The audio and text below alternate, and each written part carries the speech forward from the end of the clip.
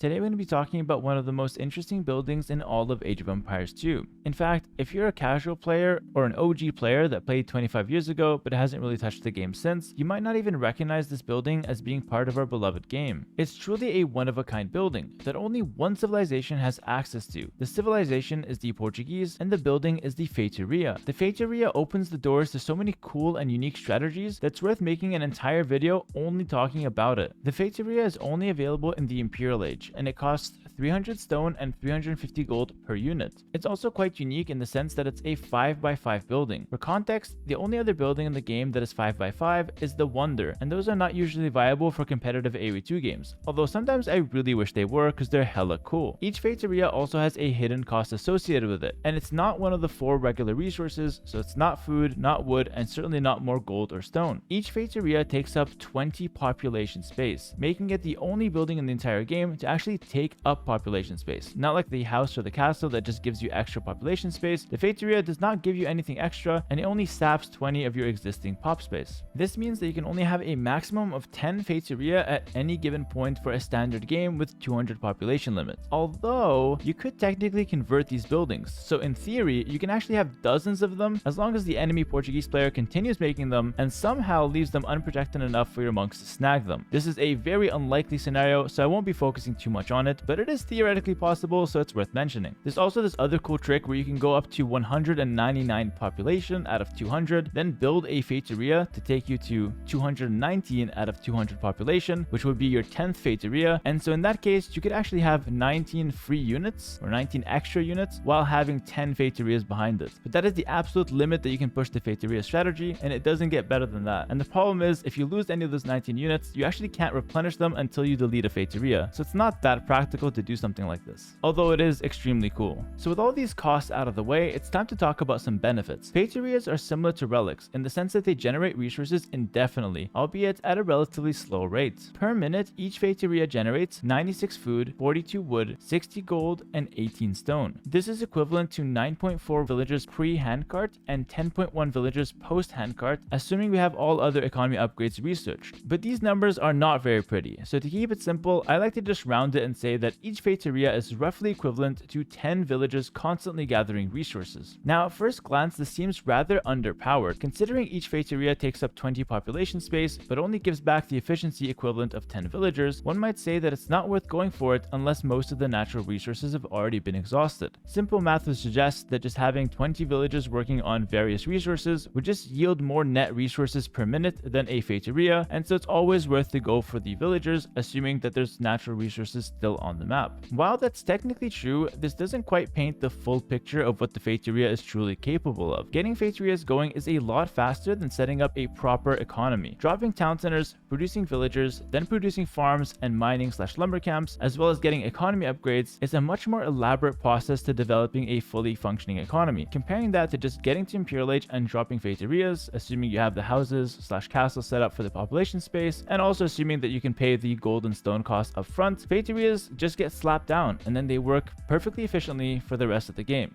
No eco upgrades associated, no maintenance, no reseeding, nothing. They're very efficient and they work long term, and they're actually incredibly consistent in the amount of resources they give you. You don't have to amount for walking time, getting harassed, or anything of the sort. The only danger is that a Feitoria can get destroyed, but I assume if you're going to go for the strategy that you plan on protecting them and building them far away from any imminent threat. The obvious strength of the Feitoria is that over time it can give you an abundant amount of scarce resources like gold and stone. This can easily give you the edge over an opposing player that is heavily limited by the natural supply on the map. This can open up strategies like dropping infinite bomber towers and camping them with heavy siege and other gold units in order to stall out your opponent's push and beat him when he is starved for minerals. This is especially viable because the Portuguese get a 20% discount for all of their gold units, which gives the strategy a lot of natural synergy. However, this isn't the only strategy that the Feitoria enables. Due to its quick setup that I touched upon earlier, a popular strategy is to go for a fast Imperial with the Portuguese and then quickly drop as many Feitorias as possible. The first 2 or 3 Feitorias are tough to afford, but once you get those set up, they can easily fund the rest of the Feitorias. So a player can easily go up to like 7 or 8 of them and then quickly look into fielding a very powerful gold heavy Imperial Age composition. Something like elite organ guns or hand cannoneer as the backline, and then champions or cavalier as the front line, combined with bombard cannons as well as bombard towers and castles to hold down positions. If population space is needed a bit later on for more military, you can can simply delete 1 or 2 Feitorias a few minutes later. These Feitorias would have probably already paid for themselves, and you already have so much gas with the other Feitorias that you don't need to really worry about deleting 1 or 2 to get a little bit more military out in the field. This strategy is especially powerful when combined with something in Castle Age, so a player can't easily go for a fast Imperial and then just ask his opponent to give him 20 minutes of uninterrupted time to just set up the Feitorias and live in peace. However, if you just go for some kind of like fast castle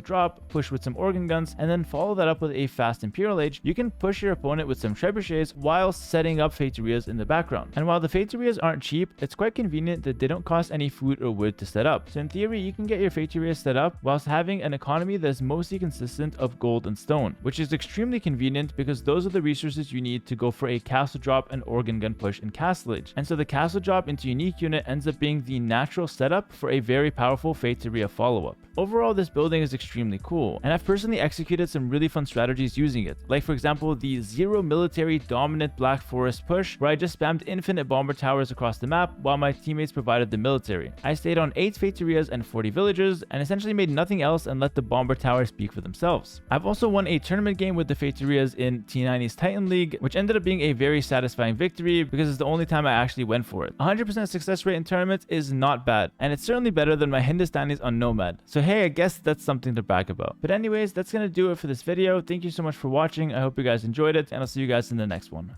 Peace.